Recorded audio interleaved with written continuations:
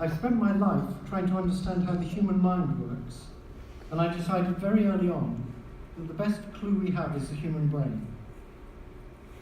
When I was a graduate student in the 1970s, the idea that the brain would be the key to understanding the mind was regarded with derision by the artificial intelligence community, even though both Turing and von Neumann seemed to have believed that this was the most promising approach. 20th century AI was utterly confident that the way to understand intelligence was to focus on reasoning, and that human reasoning must involve using rules of inference to manipulate internal symbolic expressions. Strings of words go into your ears, and strings of words come out of your mouth, and in between there must be something that manipulates the incoming strings to produce the outgoing strings. Logic was that something. What could be more obvious? 20th century AI had no time for the idea that you could create intelligent systems by getting a computer to simulate a big network of brain cells. They were especially dismissive of the idea that simulated neural networks that started life with no innate knowledge could acquire complicated skills by using a simple rule to update the strengths of the connections between neurons. 20th century AI was fully committed to the idea that knowledge needs to be programmed into a system by people, rather than emerging from the interaction between a big data set and a big neural network running a simple learning loop. It was a classic paradigm clash, actually quite similar to the clash that occurred in geology when Wegener proposed that it wasn't just a coincidence that South America fitted so neatly into the armpit of Africa.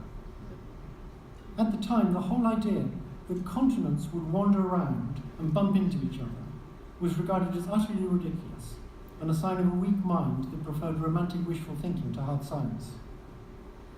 The same kind of romantic wishful thinking was evident in the ridiculous belief that a simulated neural network could learn really complicated tasks, like, for example, translating from one language to another, by just starting with random connections and adjusting their strengths so as to make the predictions of the network match the training data.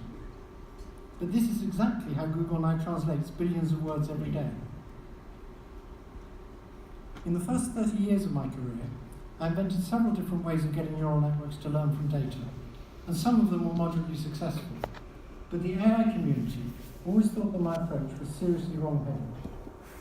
I did most of my work in Canada because I like the social system here, and I particularly like the fact that NSERC and the Canadian Institute for Advanced Research are willing to fund scientists to do basic curiosity-driven research with no immediate payoff.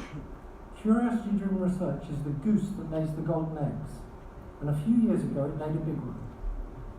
In 2009, two of the graduate students I was advising, George Dahl and Abdul Rahman Mohammed, showed that a new deep learning algorithm that I'd been working on was actually better than existing technology at speech recognition. Now all the best speech recognition systems use neural networks. 3 years later, two more of my brilliant students, Alex Krzyzewski and Ilya Sudskeva, showed that a type of neural network introduced by my former postdoc, Yana Cohn, worked much better than existing computer vision systems at recognizing objects in images.